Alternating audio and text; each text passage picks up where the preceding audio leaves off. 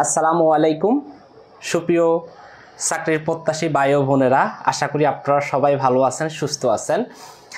অনেক দিন পরে আপনাদের সাথে হাজির হয়েছি 19তম শিক্ষক নিবন্ধনের প্রস্তুতিমূলক একটি ক্লাস নিয়ে। তো আজকের ক্লাসে আমি আপনাদেরকে কিছু ইনফরমেশন দিব এবং আজকের ক্লাসে যদি আপনারা করেন, আশা করি 19তম নিবন্ধন পরীক্ষাতে কি করতে হবে আপনাদের সেরকম একটা সম্যক ধারণা পাবেন ইনশাল্লাহ। তো আপনারা একটু ধৈর্য ধরুন। যারা ক্লাসটি শুনতেছেন বা দেখতেছেন, বলেন তো আমার কথা স্পষ্টভাবে শোনা যাচ্ছে কি না, সাউন্ড ঠিকঠাক আছে কি না, সব ঠিকঠাক আছে কি না। সব কিছু ঠিকঠাক থাকলে আমি ক্লাসটি এখনই শুরু করে দেব। শিক্ষার্থীরা সবাই একটু অপেক্ষা করুন।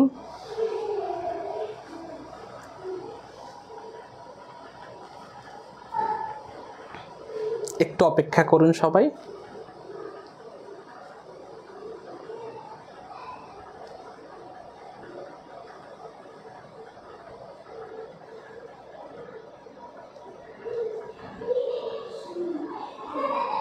আশা করি আমার কথা স্পষ্টভাবে শোনা যাচ্ছে, সাউন্ড ক্লিয়ার, কোথাও কোনো অসুবিধা হচ্ছে না।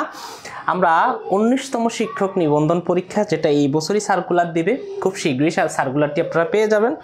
এবং এই নিবন্ধন পরীক্ষাতে আপনারা কিভাবে প্রস্তুতি নেবেন সেটা নিয়ে আমি আজকের ক্লাসে আলোচনা করব শিক্ষার্থীরা। তো আপনারা আশা করি আমার কথা স্পষ্টভাবে শুনতে পাচ্ছেন, কোথাও কোনো অসুবিধা হচ্ছে না আশা রাখি। আমি একটু সময় নিচ্ছি, আমি জাস্ট আর 1 মিনিট সময় নিব, এরপরে ক্লাসটি শুরু করে দিব। আপনারা বলুন আমার কথা কি স্পষ্টভাবে শুনতে পাচ্ছেন কি না, জাস্ট একটু মেসেজ করুন, একটা কমেন্ট করুন। আমি অল্প একটু সময় নিব, আমি জাস্ট একটু চেক করতেছি সব ঠিকঠাক আছে কি না।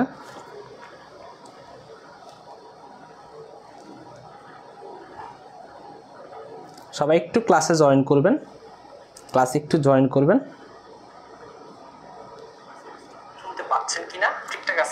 আচ্ছা, আমি দেখতে পাচ্ছি অলরেডি 2 জন কমেন্ট করছে। আপনাদেরকে আমি বলবো 19তম শিক্ষক নিবন্ধন, যেটা অনেক বড় একটি সার্কুলার আসতেছে আপনাদের জন্য, যারা সবেমাত্র অনার্স পরীক্ষা দিয়েছেন অথবা শেষ করেছেন, অথবা যাদের বয়স এখনও 35 হয়নি, আপনারা 19তম শিক্ষক নিবন্ধন পরীক্ষা অংশগ্রহণ করতে পারবেন অনায়াসে। ভালো একটা অপরচুনিটি সেখানে থাকবে আপনাদের জন্য।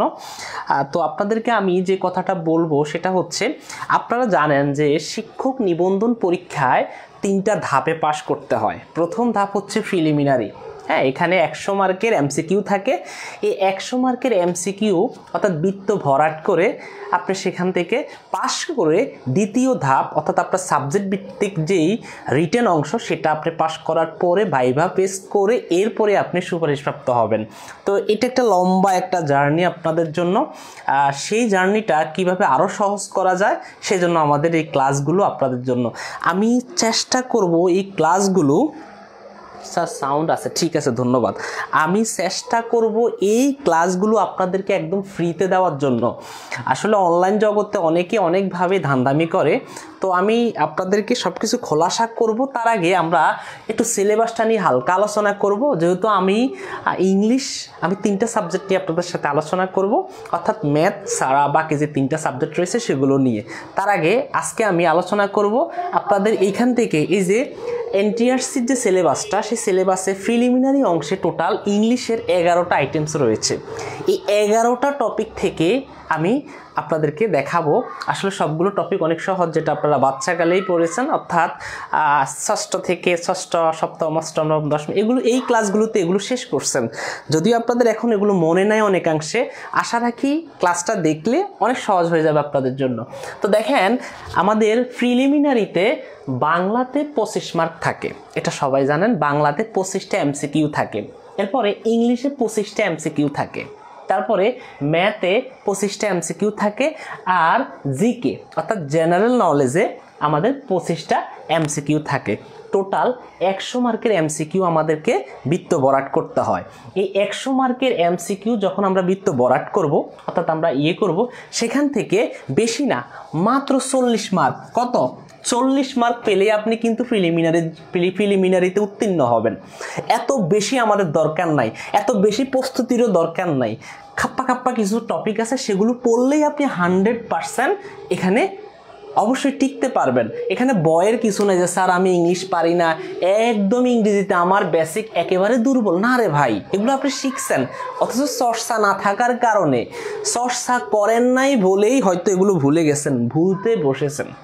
আপনাদেরকে আমি রিকোয়েস্ট করবো আপনারা ক্লাসটি একটু শেয়ার করবেন এবং আপনার টাইম নাইলে ক্লাসটি একটু রেখে দিবেন। আপনাদের জন্যই তো কষ্ট করে ক্লাসগুলো নেওয়া, তো একটু কষ্ট করে আপনারা ক্লাসটা শেয়ার করবেন এবং আপনাদের বন্ধুবান্ধব যারা রয়েছে তাদেরকে একটু মেনশন করবেন। আমি আপনাদেরকে রিকোয়েস্ট করব আমি যেন কমপক্ষে 20 জন স্টুডেন্ট আপনাদের কাছে আশা করতে পারি। 20 জন যেন আমার এই ক্লাসটি দেখে। অনেক টিচার আছে অনলাইনে কথাই বলতে পারে না, অথচ তাদের এখানে অনেক স্টুডেন্ট, কত যে ফাঁকি ঝুঁকি টাকা নিচে ক্লাস করায় নাই, এমন অনেক টিচার আছে।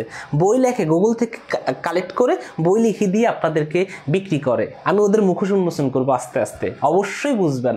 আমি প্রমাণ সহ দেখাবো কিছু কিছু টিচারদের কি করে অনলাইনে। তো আমি আপনাদেরকে রিকোয়েস্ট করবো আপনারা এই ক্লাসগুলো অবশ্যই একটু শেয়ার করবেন এবং আপনাদের বন্ধু বান্ধবীদের সাথে একটু শেয়ার করবেন। বিভিন্ন মেসেঞ্জার গ্রুপগুলোতে যারা 19তম শিক্ষক নিবন্ধন দিবে তাদের সাথে একটু শেয়ার করবেন, একজন বড় ভাই হিসাবে, নট টিচার। হ্যাঁ, তো দেখেন আমি একটু বলি, তাহলে আমরা জানলাম বাংলাতে 25টা এমসিকিউ, ইংলিশে 25টা এমসিকিউ, ম্যাথে 25টা এবং জিকে 25টা। আপনি যদি চিন্তা করেন যে স্যার আমি ম্যাথ পারি না, একটা মার্কও দেওয়ার দরকার নাই, ম্যাথের একটা এমসিকিউ দাগানোর দরকার নাই, দাগাবো না, শেষ, আমি ম্যাথ বাদ। আমি এই বাংলা থেকে যদি 25-25-50 হয়ে যায় তাও তো আমার বাড়তি মার্ক, এত তো দরকার নাই। টোটাল আমি 40 পাইলে পাস, তাহলে 40 মার্ক পেলেই, টোটাল 100-র মধ্যে 40 মার্ক পেলে আপনি প্রিলিমিনারিতে উত্তীর্ণ হবেন শিক্ষার্থীরা। এটা হচ্ছে স্কুল পর্যায়ে 1 অথবা স্কুল পর্যায়ে 2 এবং কলেজ পর্যায়ের জন্য। টেনশন করার কোনো কারণ নাই যে স্যার আমি টিকবো না বা টিকতে পারবো না, আপনি টিকবেন। শুধু মনের শক্তিটা একটু রাখবেন, মনোবল রাখবেন। আর এখান থেকে কোন কোন টপিকগুলো পড়লে আপনি টিকতে পারবেন সেগুলো নিয়ে আলোচনা করবো এবং এখান থেকে একটা টপিক নিয়ে আজকে আপনাদের সাথে ক্লাসে আলোচনা করব। দেখেন প্রিলিমিনারিতে আমরা পাইলাম 100 মার্ক, 100-র মধ্যে ইংলিশে 25। তো এই 25-এর মধ্যে কয়টা টপিক আছে? মাত্র 11টা। এই 11টা টপিক কিসে স্যার আছে? 1-2টাতে, স্কুল এবং কলেজ। আপনি যদি ইতিহাস নিয়েও অনার্স করেন, শিক্ষক নিবন্ধন দেন, এই ইংলিশের এই 11টা টপিক পড়তে হবে। আপনি যদি ধর্ম নিয়েও করেন তাও এই ইংলিশের 11টা টপিক পড়তে হবে। এর বাইরে যাওয়ার কোনো সুযোগ নাই, আপনি এগুলো পড়তেই হবে। আপনাকে এগুলো অবশ্যই পড়তে হবে ফ্রিলি পাস করার জন্য। ফ্রিলি তো সবার জন্যই সেম, তাই না? এটা পাস করার জন্য আপনাকে এগুলো পড়তে হবে। তো দেখেন আমি একটু সিলেবাসটা নিয়ে আলোচনা করব, তারপরে এখান থেকে যে কোনো একটা টপিক নিয়ে আলোচনা করব। তো দেখেন এখান থেকে 11টা টপিকের মধ্যে প্রথম যে টপিকটা এরর্স ইন কম্পোজিশন, তো এইখানে এটা কোনটা, এটাতে কি আসে, মানে কিরকম এমসিকিউ আসে? দেখেন এইটাতে এমসিকিউ আসে, আমরা সেন্টেন্স কারেকশন, কখনো আপনারা জানছেন কিনা আমি জানি না। সেন্টেন্স কারেকশনের মধ্যে একটা সেন্টেন্স ভুল দেওয়া থাকে, সেটাকে আপনি সঠিক করে লিখতে হবে। এই জন্য সম্পূর্ণ গ্রামারে আপনার দক্ষতা থাকতে হবে, গ্রামারের বেসিকে আপনার দক্ষতা থাকতে হবে। এটা হচ্ছে ঠিক এরর্স ইন কম্পোজিশন, অর্থাৎ কোথাও প্রিপোজিশন ভুল করে দিবে, কোনো সেন্টেন্সে আর্টিকেল ভুল করে দিবে, কোনো সেন্টেন্সে আপনার ডিগ্রিতে ভুল করবে, ট্রান্সফরমেশন সেন্টেন্সে ভুল করবে, সেগুলো আপনাকে সংশোধন করে লিখতে হবে। অর্থাৎ যেগুলো সঠিক হবে সেগুলোকে আপনি এমসিকিউ দাগাতে হবে। এটা হচ্ছে সেটা। আপনি দেখেন দ্বিতীয়তে বলছে অ্যাপ্রোপ্রিয়েট প্রিপোজিশন।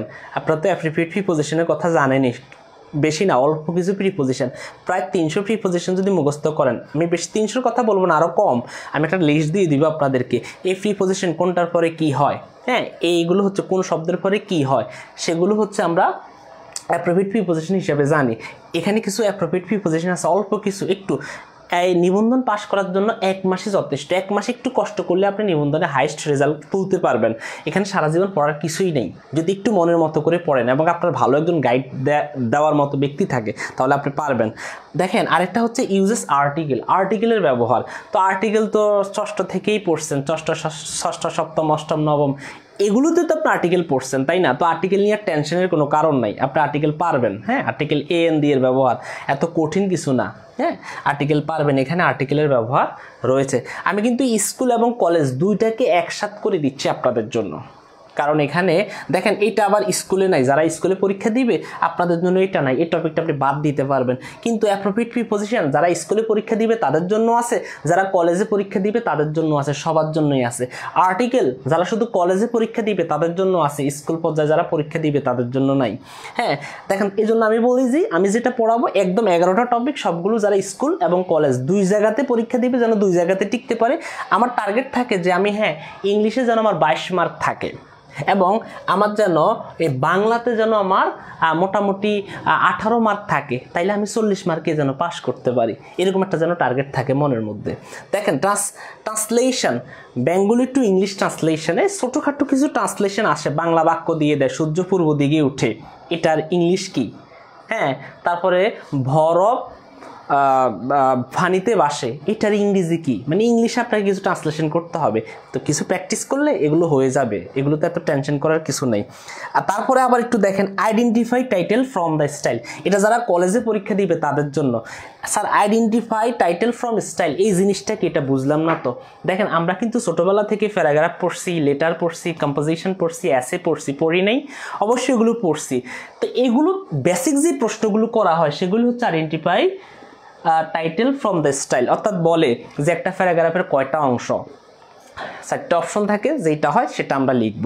যে একটা প্যারাগ্রাফে কয়টা প্যারাগ্রাফ থাকে, একটা রিপোর্টে কি কি থাকে, একটা লেটারের কয়টা অংশ থাকে, এই জাতীয় যে প্রশ্নগুলো করা হয়, বেশি না মাত্র 5 থেকে 6টা প্রশ্ন পড়লেই আপনি এখান থেকে এইটা নিয়ে আমি 2 মিনিট আলোচনা করলে এইটার আলোচনা শেষ। এটা নিয়ে তো টেনশনের কোনো কারণ নাই যে আইডেন্টিফাই দ্য টাইটেল স্যার বুঝবো না, একেবারেই সহজ। প্যারাগ্রাফগুলো আমরা যেগুলো পড়ছি সেই প্যারাগ্রাফগুলোর কয়টি অংশ থাকে, একটা লেটারের কয়টি অংশ থাকে, একটা প্যারাগ্রাফে কি কি থাকে, তারপর একটা প্যারাগ্রাফের মধ্যে কয়টা প্যারাগ্রাফ থাকে, এই জাতীয় যে প্রশ্নগুলো করা হয়, বেসিক যে প্রশ্নগুলো সেগুলো করা হয় আইডেন্টিফাই টাইটেল ফ্রম দ্য স্টাইলের মধ্যে। তারপরে রয়েছে এখানে ট্রান্সফরমেশন অফ সেন্টেন্স। ছোটবেলায় আমরা ট্রান্সফরমেশন অফ সেন্টেন্স পড়ছি না, নেগেটিভ থেকে অ্যাফার্মেটিভ, অ্যাফার্মেটিভ থেকে নেগেটিভ, অ্যাসার্টিভ থেকে ইন্টারোগেটিভ, অ্যাসার্টিভ থেকে ইম্পারেটিভ, অ্যাসার্টিভ থেকে এক্সক্লেমেটরি, এই যে ট্রান্সফরমেশন অফ সেন্টেন্সগুলো আমরা পড়ছি, সিম্পল কমপ্লেক্স কম্পাউন্ড, ডিগ্রি, এই জাতীয় যেগুলো, এর চেয়ে বেশি কঠিন কিছু না, সেগুলো আমাদের এই ট্রান্সফরমেশন অফ সেন্টেন্সের বেসিক থেকেই আসে শিক্ষার্থীরা। এরপরে সিনোনিম এবং অ্যান্টোনিম, একদম সহজ সহজ যে সিনোনিম অ্যান্টোনিমগুলো সেগুলো আপনারা একটু জাস্ট পড়লেই হবে। বাজারের অনলাইন টিচারদের কাছ থেকে কোনো বই কিনবেন না, ধোঁকা খাবেন, কারণ ওদের যে বইগুলো সেগুলো ওরা গুগল থেকে কপি করে আপনাদেরকে দিয়ে দেয়, আর আপনারাও বোঝেন না। বাজারে প্রচলিত যে বইগুলো সেই বইগুলো আপনারা কিনবেন। আরেকটা কথা আপনাদেরকে আমি বলি, স্যার এই সিনোনিম অ্যান্টোনিমগুলো আমরা অনেক তো হাজার তো কেমনে পড়বো, এটার জন্য একটা সাজেশন দিচ্ছি, সেটা হচ্ছে বিগত বছরের প্রশ্নগুলো পড়বেন। বিগত বছরগুলোতে বা আমাদের এই তৃতীয় শিক্ষক নিবন্ধন থেকে একদম 18তম শিক্ষক নিবন্ধন পর্যন্ত যে প্রশ্নগুলো আসছে সিনোনিম অ্যান্টোনিমের, সেই প্রশ্নগুলো একটু প্র্যাকটিস করবেন। 100% বিগত বছর থেকে সিনোনিম অ্যান্টোনিমগুলো কমন আসে, সেখান থেকেই আপনারা কমন পাবেন শিক্ষার্থীরা। আর তারপরে এখানে আসে যে কমপ্লিটিং সেন্টেন্স। কমপ্লিটিং সেন্টেন্সটা হচ্ছে বেসিক থেকে আসে, এটা কঠিন কিছু না, একদম বেসিক কমপ্লিটিং সেন্টেন্সগুলো থেকেই আসে। যেমন ইফ ইউ কাম, পরে কি আই উইল গো, অর্থাৎ কন্ডিশনাল সেন্টেন্সগুলো ভালো করে পড়লে এবং বেসিক কমপ্লিটিং সেন্টেন্সগুলো ভালো মতো পড়লে এটা আপনি এখান থেকে পারবেন। আর যদি স্কিপ করতে পারেন কোনো অসুবিধা নেই, আপনি স্কিপও করতে পারেন, আপনাকে সব পড়তে হবে এমন কোনো কথা না। যেগুলো পড়লে আপনি পাস করবেন সেই রকমভাবে পড়তে হবে। এরপর এখানে ইডিয়মস অ্যান্ড ফ্রেজ আছে, এগুলো একটু কঠিন আপনার কাছে মনে হবে, কিছু ফ্রেজের ব্যবহার দিয়ে দেবে এবং ফ্রেজটা আপনাকে করতে হবে। তো এটার জন্য সবচেয়ে কি নবম দশম শ্রেণীতে কিছু ফ্রেজ আছে সেগুলো প্র্যাকটিস করলেও হবে, অথবা বিগত বছরের সিলেবাসের কথা বলছি, নবম দশম শ্রেণীর নতুন কারিকুলামের কথা বলি নাই, অথবা বাজারের প্রচলিত বই থেকে ইডিয়মস অ্যান্ড ফ্রেজগুলো প্র্যাকটিস করবা, অথবা আগামী বছর বিগত বছরের যে সালের যে প্রশ্নগুলো সেগুলো প্র্যাকটিস করলে এখান থেকে 100% প্রশ্ন কমন আসবে। এরপরে sense part of speech, part of স্পিচের ব্যবহার, অর্থাৎ এটার পরিবর্তন আর কি। একটা পার্ট অফ স্পিচ কীভাবে নাউন হয়, অর্থাৎ নাউনটা কীভাবে অ্যাজেক্টিভ হয়, অ্যাজেক্টিভটা কীভাবে ভার্ব হয়, ভার্বটা কীভাবে অ্যাডভার্ব হয়, এই যে কিছু আমাদের সেন্টেন্সের মধ্যে বসে, বসে, যেমন দায়ের পরে যদি একটা শব্দ থাকে তাহলে সেটা নাউন, তারপরে 2টা শব্দ থাকলে মাঝখানে একটা অ্যাজেক্টিভ, পরেরটা নাউন, অর্থাৎ পার্ট অফ স্পিচ আইডেন্টিফিকেশনটা হচ্ছে আসলে change the part of speech, এখানে পার্ট অফ স্পেসের সম্পূর্ণ ব্যবহারটা থাকে। তো এটা শুধু কলেজ পর্যায়ের জন্য, এটা শুধু কলেজ পর্যায়ের জন্য, এটা স্কুল পর্যায়ে এবং কলেজ পর্যায়ে, এটা স্কুল পর্যায়ে এবং কলেজ পর্যায়ে, এটা স্কুল পর্যায়ে এবং কলেজ পর্যায়ে, এটা স্কুল পর্যায়ে এবং কলেজ পর্যায়ে, এটা শুধু কলেজ পর্যায়ের জন্য, এটা স্কুল পর্যায়ে এবং কলেজ পর্যায়ে উভয়ের জন্য, এটা স্কুল পর্যায়ে এবং কলেজ পর্যায়ে উভয়ের জন্য, এটা শুধু স্কুল কলেজ পর্যায়ের জন্য এবং এটা স্কুল পর্যায়ে এবং কলেজ পর্যায়ে উভয়ের জন্য, আর এটা শুধু কলেজ পর্যায়ের জন্য শিক্ষার্থীরা। তো মোটামুটি আপনারা একটু ধারণা পেয়েছেন সিলেবাসটা নিয়ে, সবগুলোই সহজ। আপনি যদি চান এখান থেকে আপনার পছন্দ মতো কয়েকটা টপিক বাছলেও হয়ে যাবে। দেখেন এখানে 11টা, তো এই 11টা টপিক থেকে আপনার প্রশ্ন আসবে 25টা প্রশ্ন আসবে। এবার আপনি ভাগ করেন যে একটা থেকে কয়টা করে আসতে পারে, সেই আলোকে আপনি পড়বেন। যেটা কঠিন লাগবে সেটা বাদ দিতে পারবেন, কোনো অসুবিধা নাই, কারণ আপনার সব কিছু মিলিয়ে 40 পেলেই হবে। এজন্য আপনাকে 2-3 হাজার টাকা দিয়ে অনলাইন কোর্সে ভর্তি হওয়ার কোনো যৌক্তিকতা নেই, ঠিক আছে? কোনো যৌক্তিকতা নাই। আপনারা তো হুমড়ি খেয়ে পড়েন, দরকার নাই, নো নিড। এবার আসি আমরা, আপনারা একটু আমাকে বলবেন যে এখান থেকে কোন টপিকটা আপনাদের সাথে আজকে আলোচনা করলে ভালো হবে এবং আপনারা বুঝবেন। আমরা 19তম শিক্ষক নিবন্ধন পরীক্ষা যেহেতু প্রিলিমিনারি নিয়ে আলোচনা করলাম, আমার টার্গেট হচ্ছে সবগুলো টপিক আস্তে আস্তে করাবো। শুধু যে এইটা তা না, আমি বাংলা ব্যাকরণটা আপনাদেরকে দেখাবো, একদম প্রত্যেকটা টপিক A to Z হাতে ধরে ধরে আপনাদের সাথে থাকবো ইনশাল্লাহ। আপনারা যদি আমাকে সাপোর্ট করেন, আমাকে যদি বলেন যে স্যার আমরা আপনার ক্লাস করব, তাহলে আমি আপনাদেরকে এগুলো দেখাবো। এরপরে আমাদের জিকে যেটা রয়েছে অর্থাৎ জেনারেল নলেজ, সেটাও আমি আপনাদেরকে দেখাবো, এবং ইংলিশটা। বাবারে ম্যাথ আমি একটু কম বুঝি, ম্যাথ নিয়ে আমি এত বড় মানে বোঝা মাথায় নিতে পারবো না, ম্যাথ দরকারও নাই। আমরাও তো কখনো ম্যাথ করি নাই, ম্যাথ ছাড়াই আমাদের রেজাল্ট ছিল 65 থেকে 70-এর মাথায়, 75-এর মধ্যে, ঠিক আছে? ম্যাথের দরকার কি? ম্যাথ লাগবে না, আমার দরকার 40-40-এর মধ্যে আমি ম্যাথ। আর যাদের ম্যাথ ভালো, তোমরা ম্যাথ করবা, কোনো অসুবিধা নেই। তুমি যে কোনো এখান থেকে একটা সাবজেক্ট, একটা টপিক মানে একটা বিষয় বাদ দিয়ে দিলেও কোনো অসুবিধা হবে না। আশা করি এটুকু পর্যন্ত আমার আলোচনাটা আপনারা বুঝছেন। এখন আমাকে কমেন্ট করেন এখান থেকে কোন টপিকটা নিয়ে আলোচনা করব, বলেন। আপনারা একটু আমাকে বলেন এখান থেকে কোন টপিকটা নিয়ে আমি আলোচনা করব, একটু বলেন তো। একটু আপনারা আমাকে একটু বলেন এখান থেকে কোন টপিকটা নিয়ে আমি আলোচনা করতাম, বলেন।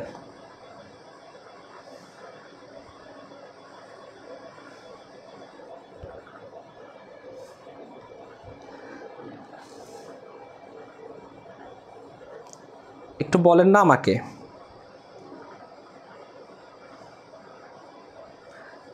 আপনারা আমাকে একটু বলেন এখান থেকে কোন টপিকটা নিয়ে আলোচনা করব। যারা জয়েন্ট হতে পারতেছেন না, তা আপনারা কষ্ট করে ফেসবুকে সার্চ করেন অভিসার নামে।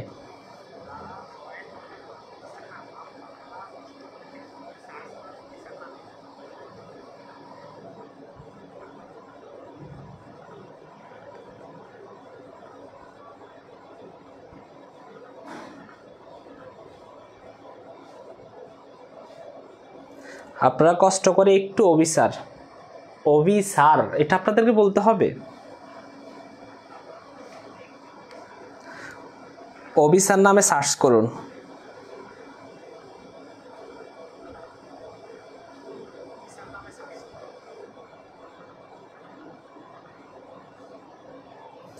কষ্ট করে আপনারা ওখানে সার্চ করুন। আমি আপনাদেরকে ক্লাস দিচ্ছি, তাও আপনারা এটা বুঝতেছেন না। এটা আমার অত্যন্ত ভাগ্য খারাপ যে আমি আপনাদেরকে এত সহজ করে দিচ্ছি, মেসেঞ্জার গ্রুপে যুক্ত করে লিঙ্ক দিচ্ছি। হ্যাঁ, আমি ক্লাস নিচ্ছি, আপনারা এখনও বলতেছেন যে ক্লাস জয়েন হওয়া যাচ্ছে না। এটা অত্যন্ত দুঃখজনক ছাড়া আর কিছুই না। আচ্ছা ঠিক আছে, হ্যাঁ আপনারা পার্ট অফ স্পিচের কথা বলতেছেন, আমি আপনাদেরকে একটু বলি। এই মজার একটা টপিক আছে, এই টপিকটা আমি পড়ালে একদম শুরু থেকে না পড়ালে ভালো লাগে না ভাই। আপনারা তো বিগত দিনে অনেকের ক্লাস করছেন, একদম এখান থেকে একটু এখান থেকে একটু এখান থেকে একটু, ক্লাস তো নেয় না। বলকে আমার কাছে একজনে ফোন দিয়ে বলছে যে ফেসবুকে এক প্রতারক শিক্ষক যে কিনা 2000-3000 টাকা করে স্টুডেন্টদের কাছ থেকে নিছে এবং সস্তা মানের একটা বই স্টুডেন্টদেরকে দিছে, এমনকি সে ক্লাস নেয় না। তা এত মোটা শরীর তো, সে মোটার জন্য ক্লাস নিতে পারে না, অলসতার জন্য গভীর রাতে ক্লাস নেয়। হ্যাঁ, 12টার পরে ক্লাস নেয়, 1টার পরে ক্লাস নেয়। হ্যাঁ, কারণ সে কি করে আল্লাহ মাহবুদে ভালো জানে, বাট এইভাবে প্রতারণা করে। তোমরা প্রতারকের পাল্লায় পড়বা না, হ্যাঁ কখনোই সরি আপনাদেরকে তুমি করে বললাম, আপনারা কখনোই প্রতারকের শরণাপন্ন হবেন না, ঠিক আছে? আমি আবার যেটা করি সেটা হচ্ছে সিরিয়াল স্যার আমি পড়াইতে ভালো লাগে না। আমি যদি এখান থেকে 3টা টপিক পড়াই, পরবর্তীতে আবার এইটাকে 1 সপ্তাহ বিরতি রেখে আমি আবার বাংলা থেকে 3টা টপিক পড়াবো, আবার এরপরে জিকে থেকে 3টা টপিক পড়াবো, এরপরে আবার এখান থেকে আসবো। তাহলে আপনি যে সময়টা পাবেন সেই সময়ের মধ্যে আপনার সিলেবাসটা কভার হয়ে যাবে। এরপরে আপনি নিজেকে প্রস্তুত করার জন্য বাজার থেকে একটা মডেল টেস্ট এনে শুধু এমসিকিউ দাগাবেন, কারণ আপনার তো এগুলো সব পড়া শেষ। তো আমি শুরু থেকে আলোচনা করি এরর্স ইন কম্পোজিশন, এখানে কোন কোন জায়গাতে ভুল থাকে আমরা এখন ভুলগুলো একটু সংশোধন করে দিব আপনাদেরকে। তো ক্লাসটা করবেন কিনা একটু আমাকে কমেন্ট করেন যে স্যার ক্লাসটা করবো, আর আপনারা কষ্ট করে এই পেজের সাথে যুক্ত থাকবেন যেন পরবর্তীতে মেসেঞ্জার গ্রুপে আপনাদেরকে না বারবার ডাকা লাগে। এখানে আপনারা পেজটাকে একটু ফলো দিয়ে রাখবেন যেন ক্লাসটা শুরু হওয়ার সাথে সাথে আপনারা পেয়ে যান। আর আপনাদেরকে অবশ্যই রিকোয়েস্ট করব আপনাদের বন্ধু বান্ধব বা সহপাঠী যারা রয়েছে 19তম শিক্ষক নিবন্ধনে অংশগ্রহণ করবে তাদেরকে কষ্ট করে এখানে ইনভাইট করবেন, এই ক্লাস লিঙ্কটা তাদেরকে দিয়ে দিবেন, তারা যেন ক্লাসে অংশগ্রহণ করে। তাহলে আমরা শুরুতে আলোচনা করব যে এই টপিকটা এখন এরর্স ইন কম্পোজিশন, এই জিনিসটা নিয়ে। আসলে আমি কি পড়াই সেই জিনিসটা আপনাদেরকে জানতে হবে। Errors in composition, errors in composition বিষয়টা বললাম, আমাদের অনেকগুলো ভুল থাকে, একটা সেন্টেন্সে ভুল থাকে, ভুলটাই আমাদেরকে সঠিক করতে হবে। যেমন আমি যদি আপনাদেরকে একটা দেই, একটা প্রশ্ন দেই, দেখেন আপনারা সেটার আনসার কি করবেন। আমি একটু সহজ একটা প্রশ্ন দেই, কোনটা সঠিক দেখেন। যেমন যদি বলি ফেফার ইজ মেড অফ উড। আবার 2 নম্বরে দেই ফেফার ইজ মেড বাই উড। কোনটা সঠিক আপনারা লেখেন, মানে আপনারা বলবেন আর কি। ফেফার ইজ মেড ফ্রম উড। দেখেন ফেফার ইজ মেড ইন উড, এখান থেকে কোনটা সঠিক আপনারা একটু বলেন তো। এটাই হচ্ছে এরকম 4টা করে দেওয়া থাকে, আমরা বলতে পারি না এখান থেকে সঠিক কোনটা হবে।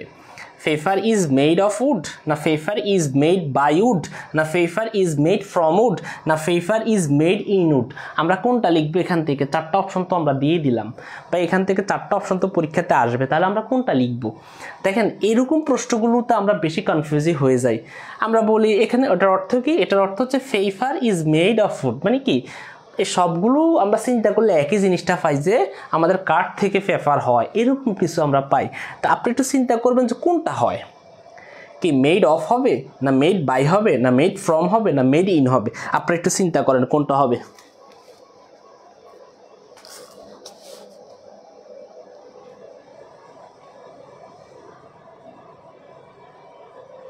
আচ্ছা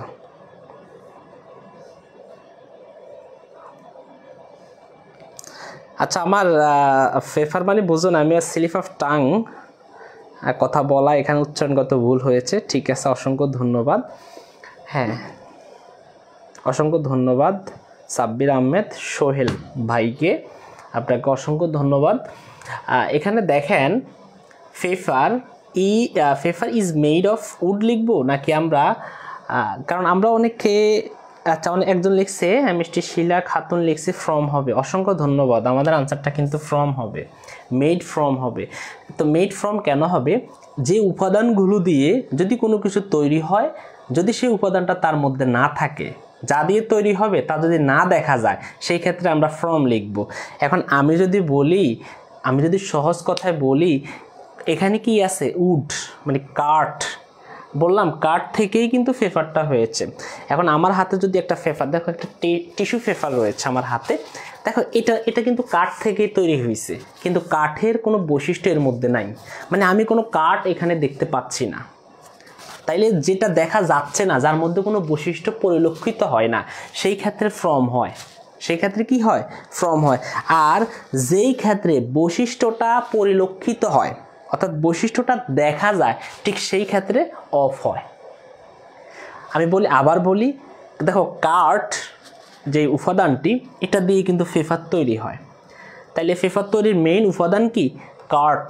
তাহলে আমরা কিন্তু কাঠ সরাসরি এই পেপারের মধ্যে দেখতে পাই না।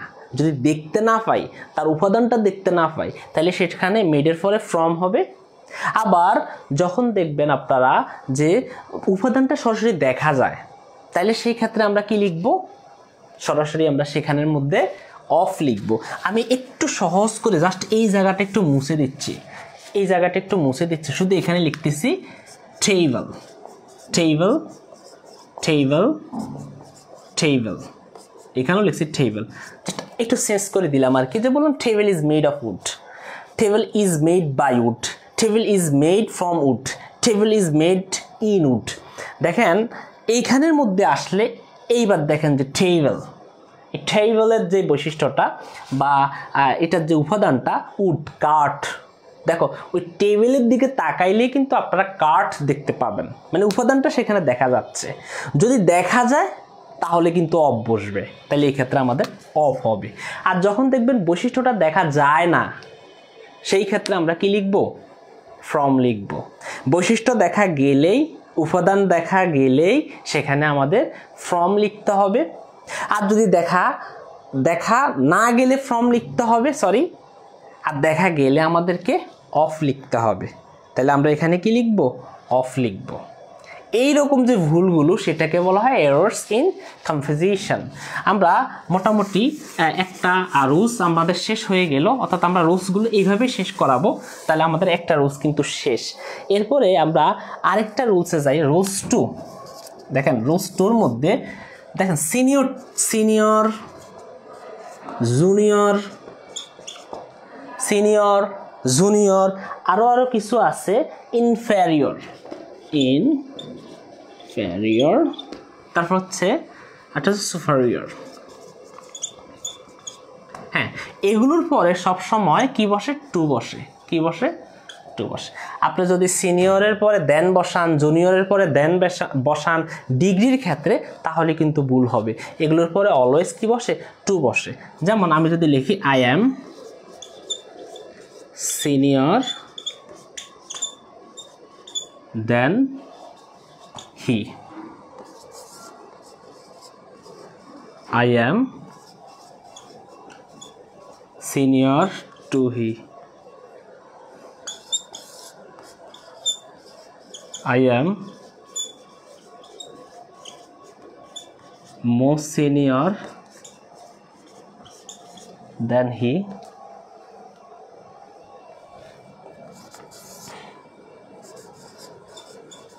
I am senior by he। এখানে আমরা কোনটা বসাবো একটু আপনি বলেন তো, এখানে কি বসাবো? আমি বললাম senior to, junior to, inferior to, superior to, এই শব্দগুলোর পরে সরাসরি টু বসে। তো একটু দেখেন এই যে আমি যেটা করলাম, এগুলো প্রত্যেকটা পরীক্ষাতে, প্রত্যেকটা প্রিলিমিনারিতে এই প্রশ্নগুলো এসেই থাকে। আপনি কি প্রাইমারির কথা বলবেন, সেখানেও আসে। আপনি কি নিবন্ধন পরীক্ষার কথা বলবেন, প্রত্যেকটা পরীক্ষাতেই এখানে। আপনারা তো বিগত সালের প্রশ্নগুলো সলভ করবেন, তখন আমার এই ক্লাসটার কথা আপনাদের মনে থাকবে।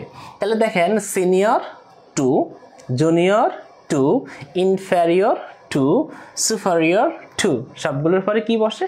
টু বসে। তাহলে আই এম সিনিয়র দেন হবে না? স্যার হবে না, কারণ সিনিয়র পরে তো দেন বসে না। স্যার সিনিয়র টু, হ্যাঁ এই তো সিনিয়র টু হয়েছে। স্যার সিনিয়র দেন, না সিনিয়র দেন হবে না।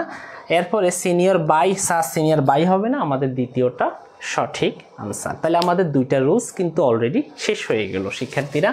আমাদের তৃতীয় রুলসে আমরা চলে যাই। তার আগে বলেন এই দুইটা থেকে কারো কোনো অসুবিধা আছে কিনা? এই দুইটা থেকে কারো কোনো অসুবিধা আছে কিনা আমাকে একটু কষ্ট করে বলেন, আমাকে একটু কষ্ট করে বলেন এই দুইটা থেকে কারো কোনো অসুবিধা আছে কিনা? ঠিক আছে, কারো কোনো অসুবিধা আছে কিনা বলেন আমাকে। এরপরে একটা শব্দ হচ্ছে, এটা পরীক্ষাতে বারবার আসে, ফাঁসি দেওয়া। দেওয়া অর্থে হ্যাং, হ্যাং বসে। ফাঁসি দেওয়া অর্থে কি বসে? হ্যাং বসে। আর কাউকে ঝুলানোর ক্ষেত্রে হাং বসে। ওকে, এইটা নিয়ে অনেকেই বিপদের মধ্যে পড়ে যে স্যার ফাঁসি দিছে কেউ, গলায় ফাঁস দিছে কেউ, তাহলে সেই ক্ষেত্রে আমরা অনেকে হাং লিখি, এটা ভুল। আমাদেরকে লিখতে হবে এই যে হ্যাং, এইটার আমাদের ফার্স্ট ফর্ম হ্যাংড, তারপরেরটাও কিন্তু এইভাবে হ্যাংড, অর্থাৎ ফার্স্ট পার্টিসিপলটাও কিন্তু হ্যাংড। এটা হলো ফার্স্ট ফর্ম, আর এটা হচ্ছে ফার্স্ট পার্টিসিপল ফর্ম, আর এটা হচ্ছে বেস ফর্ম। তাইলে ফাঁসি দেওয়া অর্থে, গলায় ফাঁস দেওয়া অর্থে আমাদেরকে হ্যাংড লিখতে হয়। কি লিখতে হয়? Hanged, HANGED, hanged, hanged, hanged, not hung. Hung হয় কোনো কিছু ঝুলানোর ক্ষেত্রে। আপনি যদি দেওয়ালের মধ্যে একটা ক্যালেন্ডার ঝুলান, তাহলে সেই ক্ষেত্রে সেটা হাং হবে, আর এই ক্ষেত্রে হবে হ্যাংড, কোনো কিছু ঝুলানোর ক্ষেত্রে হ্যাংড। এবার আমরা এটা নিয়ে একটু বলি, হ্যাঁ, এটা নিয়ে একটু বলি। আর এইটার সাথে সবসময় ফর বসে, হ্যাঁ, এটার সাথে সবসময় কি বসে? ফর বসে। কি বসে? ফর বসে। ওকে, আমি একটু উদাহরণ দিচ্ছি আপনাদেরকে, ওকে, আমি একটু উদাহরণ দিচ্ছি।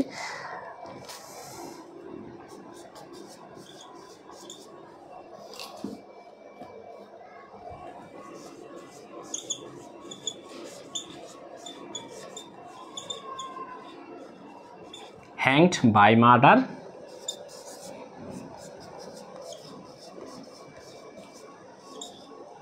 আমি ঠিক আছে। এবার he had been hanged for murder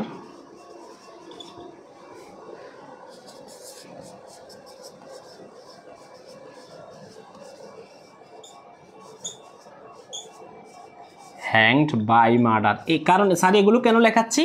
এগুলো পরীক্ষাতে আসে, এগুলোই পরীক্ষাতে আসে, এর বাইরে পরীক্ষাতে আসে না। হি had been hung for murder। তাহলে আমরা এখানে কোনটা লিখব, কোনটা আমাদের সঠিক, যে তাকে কিসের জন্য? মার্ডারের জন্য তাকে কি করা হলো? ফাঁসিতে ঝুলানো হলো। তো সেই ক্ষেত্রে আমরা কি লিখব? আরেকটা কথা বলি, এই হ্যাং, এইটার 3 নাম্বার ফর্ম তো বললাম হ্যাংড, কিন্তু এইটার পরে অলওয়েজ কাউকে ফাঁসিতে যদি ঝুলানো হয়, সেই ক্ষেত্রে আমাদের কিন্তু ফর লিখতে হয়। কি লিখতে হয়? ফর।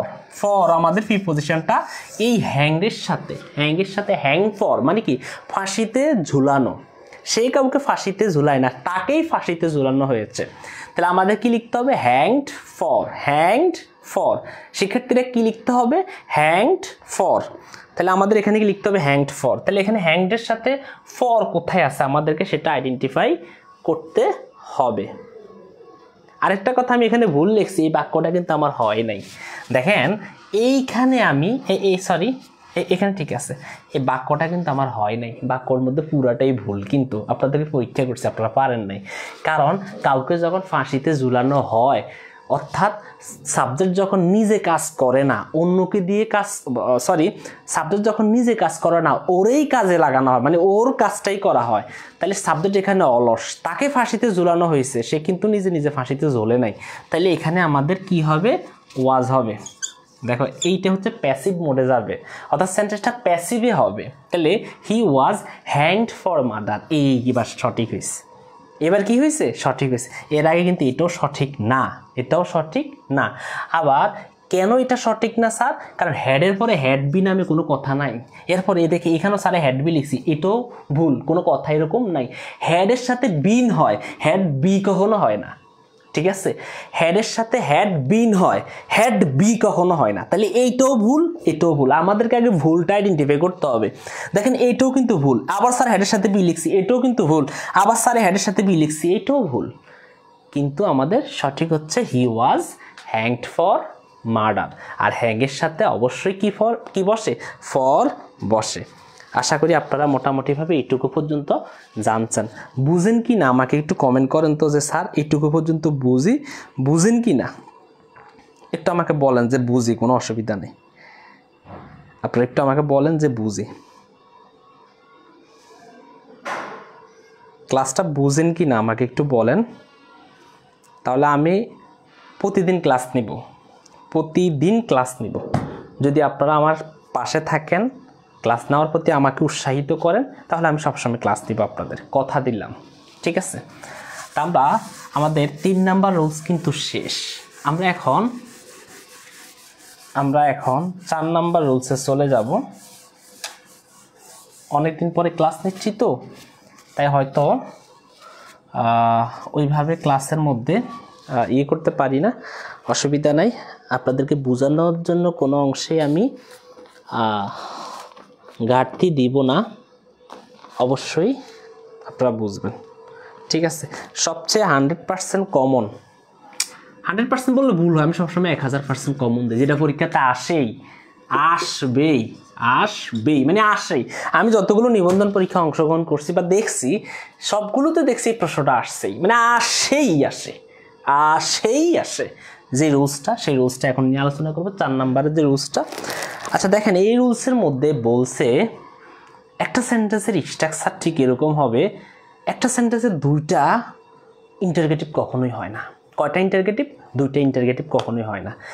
আমার এমবেডেড কোয়েশ্চেন নামে একটা ভিডিও ইউটিউব চ্যানেলে দেওয়া আছে, আমার ইউটিউব চ্যানেলটা সবাই একটু দেখে নিবে, সেখানে অনেক ক্লাস আছে।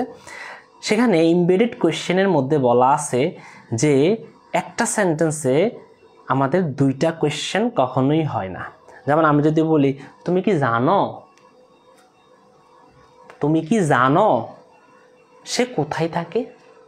আমি প্রশ্ন করছি তাকে একটা, তুমি কি জানো? প্রশ্ন। সে কোথায় থাকে? প্রশ্ন। আমার প্রশ্ন কয়টা হয়েছে বাবা? 2টা প্রশ্ন। এই 2টা প্রশ্ন কখনোই একসাথে একটা সেন্টেন্সে হয় না, মানে একসাথে 2টা প্রশ্ন কখনোই একটা সেন্টেন্সে হয় না। তখন কি করা হয়? তখন স্ট্রাকচারটা এরকম করা হয়, প্রথমটা হয় ইন্টারগেটিভ, প্রশ্নবোধক, প্লাস পরেরটাও যদি প্রশ্নবোধক হয়, কিন্তু সেটা প্রশ্নবোধক আর হয় না, সেটা হয় অ্যাসার্টিভ। সেটা কি হয়? অ্যাসার্টিভ। প্রথমটা ইন্টারগেটিভ হয়, পরেরটা কি হয়? অ্যাসার্টিভ হয়। প্রথমটা ইন্টারগেটিভ হয়, পরেরটা কি হয়? অ্যাসার্টিভ। এবং অ্যাসার্টিভের পরে গিয়া একটা কি হবে? আমাদের প্রশ্নবোধক চিহ্ন হবে। আমি আবার বললাম, কি বললাম? প্রথমটা ইন্টারোগেটিভ, পরেরটা হয় অ্যাসার্টিভ। প্রথমটা ইন্টারোগেটিভ, পরেরটা হয় অ্যাসার্টিভ। প্রথমে আমাদের ডাব্লিউএস কোশ্চেন আসতে পারে, কোনো অসুবিধা নাই। প্রথমে আমাদের অক্সিলারি ভার্ব দিয়ে শুরু করতে পারবে, কোনো অসুবিধা নাই। কিন্তু 2টা প্রশ্নের মধ্যে পরেরটা অ্যাসার্টিভ হবে, কিন্তু তারপরে আমাদের প্রশ্নবোধক চিহ্ন দেওয়া হবে। এটা অনেকেই বুঝে না, কয় স্যার এটি আপনি কী কন? তো দেখেন, আমি আপনাদেরকে বলি, আমি যদি বলি ডু ইউ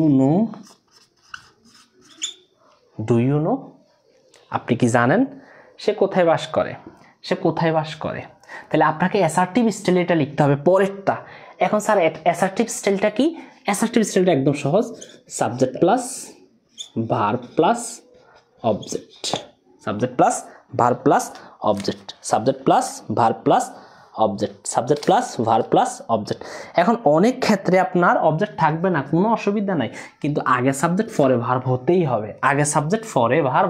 হবে, তাহলে ডু ইউ নো, তুমি কি জানো? হোয়ার হি, সে কোথায় বাস করে? তাহলে হোয়ার হি লিভস, সে কোথায় বাস করে। এখন তুমি যদি মনে চিন্তা করো যে এসার প্রশ্নবোধক চিহ্ন দিব, হ্যাঁ, তুমি যদি মনে চিন্তা করো বা আপনি যদি মনে চিন্তা করেন যে হোয়ার লিভস হি, তাইলে কিন্তু হবে না। তাহলে আমার প্রথমটা কি? ডু ইউ নো, আমার একটা প্রশ্ন হয়ে গেছে, হোয়ার, তারপরে অ্যাসার্টিভ স্টাইল, সাবজেক্ট হবে, হ্যাঁ এই তো সাবজেক্ট, তারপরে ভার্ব, এই তো ভার্ব, ঠিক আছে। অর্থাৎ প্রথমটা ইন্টারগেটিভ হবে, পরেরটা কিন্তু অবশ্যই অ্যাসার্টিভ স্টাইলে দিতে হবে। এবার আপনাদেরকে আমি একটা উদাহরণ দিই, দেখি আপনারা করেন তো।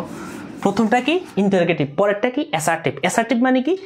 ডাব্লিউএস কোয়েশ্চেনের পরে কি হবে? ডাব্লিউএস কোয়েশ্চেনের পরে সাবজেক্ট প্লাস ভার্ব, এই জিনিসটা মাথায় রাখবেন, সাবজেক্ট প্লাস ভার্ব, ঠিক আছে, সাবজেক্ট প্লাস ভার্ব, ঠিক আছে, সাবজেক্ট প্লাস ভার্ব। ওকে,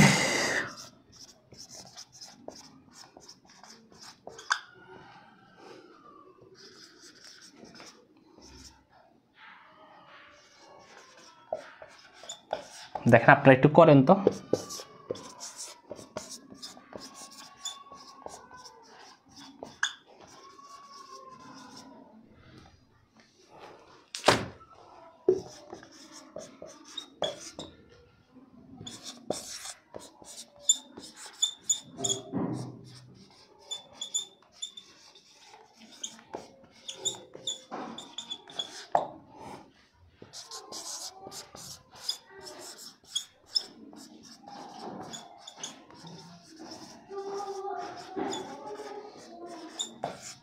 কোনটা হবে আমাদের অ্যান্সার একটু আপনারা একটু বলেন তো, কোনটা হবে আমাদের অ্যান্সারটা একটু বলেন।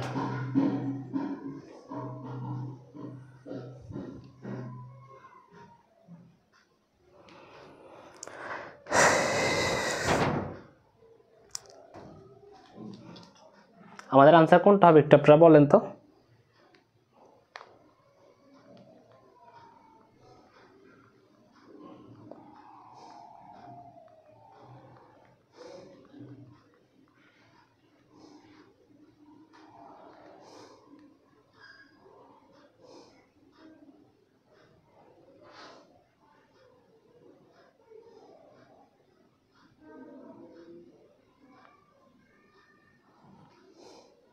একটু লেখেন।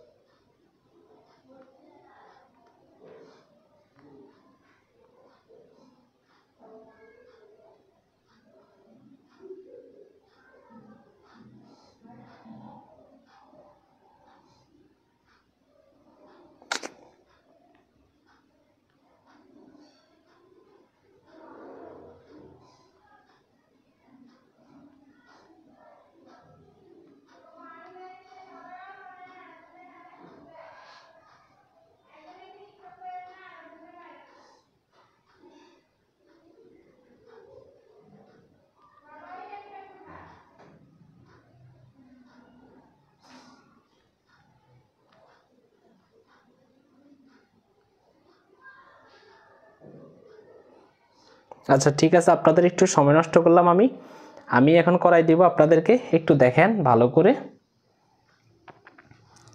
3 নাম্বারটা দেখছেন, সে পারছে যে বলছে 3 নাম্বারটা হবে। দেখেন সবচেয়ে জরুরি কি, সরি এখানে আমি ভুল লিখছি, যাই হোক।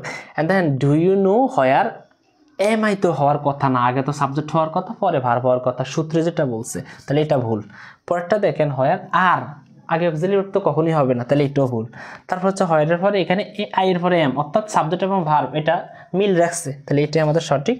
আর পরেরটা দেখেন এখানে ওয়াজ আই লিখছে, অর্থাৎ আগে অক্সিলারি ভার্ব পরে সাবজেক্ট নিয়ে গেছে, তাহলে এটা ভুল। তাহলে আমাদের এইটুকু পর্যন্ত আমাদের মোটামুটিভাবে আমাদের শেষ। শিক্ষার্থীরা আপনাদেরকে আমি আসলে অনেক ইচ্ছা আপনাদের ক্লাসটা আমি আরও প্রাণবন্ত করে নিব, বা আসলে স্টুডেন্ট যদি অনেক কম থাকে তাহলে আমি একদম আগ্রহ হারিয়ে ফেলি, এটা আমার কাছে কেমন জানি মনে হয়। তো আপনারা যদি এইভাবে ক্লাসগুলো করেন বা করতে চেষ্টা করেন, আশা রাখি আপনাদের অনেক ভালো লাগবে, টপিকগুলো অনেক ভালো লাগবে। আর যদি প্রস্তুতি নেন নিজ থেকে, আপনাদেরকে আমি অনেক বেশি রিকোয়েস্ট করব ক্লাসগুলোর প্রতি, এই যে ফ্রি ক্লাসগুলো আমরা নিব সেগুলো অবশ্যই করবেন। আর আজকে তাহলে এই পর্যন্তই। হ্যাঁ হয়েছে মনিরুল ইসলাম আপনার হয়েছে, অসংখ্য ধন্যবাদ ক্লাসে অংশগ্রহণ করার জন্য। যারা যারা করেছেন অবশ্যই করছেন, আপনাদেরকে অনেক বেশি ধন্যবাদ। আপনারা যদি নিশ্চয়তা দেন যে হ্যাঁ আমরা ক্লাসগুলো করব, তাহলে আমি ক্লাস নিতে পারবো, তা না হলে তো আমি শুধু এই গরম দিয়ে ক্লাসগুলো আসলে আমার পক্ষে নেওয়াটা ওইভাবে সম্ভব হবে না। আপনারা যদি আমাকে নিশ্চয়তা দেন যে স্যার আপনি কষ্ট করেন আমাদের জন্য, ফ্রিতে ক্লাসগুলো দিচ্ছেন, আমরা ক্লাসগুলো নিব, তাহলে আমি প্রত্যেকটা টপিক আস্তে আস্তে ভেঙে পড়াতে পারবো। বাংলা ব্যাকরণ পড়াতে পারবো, আপনাদের জন্য জিকেটা পড়াতে পারবো, কোনো অসুবিধা হবে না আমার জন্য, কিন্তু আপনারা আমাকে সময় দিতে হবে। তো এই যে ক্লাসে অনেক কম সংখ্যক স্টুডেন্ট, এটা আমাকে অনেক বেশি হতাশ করে। সারাদিন অনেক কষ্ট করছি, ক্লাসের স্ক্রিপ্ট তৈরি করছি কীভাবে পড়াতে হবে বা কী। যদি এরকম হয় তাহলে তো আসলে ওইভাবে সম্ভব না। তাই আপনাদেরকে আমি অনুরোধ করবো, আমাদের যে মেসেঞ্জার গ্রুপটি রয়েছে সেখানে আপনারা যুক্ত থাকবেন, এবং অভিসার যে ফেসটি রয়েছে সেখানে একটা লাইক দিয়ে সবাই যুক্ত থাকবেন, সেখান থেকে যেন আমরা ক্লাসে নোটিফিকেশন সবাই পেয়ে যাই, সেদিকে অবশ্যই আমাদেরকে খেয়াল রাখতে হবে। তো আজকে এটুকু পর্যন্তই থাক। আমার টার্গেট হচ্ছে এটা সম্পূর্ণটা করানো, কিন্তু আপনাদের অনেক কম স্টুডেন্ট থাকার কারণে আসলে আমার কাছে একটু আনইজি আসতেছে। পরবর্তী ক্লাসে সবাইকে অবশ্যই আমন্ত্রণ জানিয়ে আজকের ক্লাসটি এখানেই রেখে দিচ্ছি। আসসালামু আলাইকুম, আল্লাহ হাফেজ, শুভরাত্রি।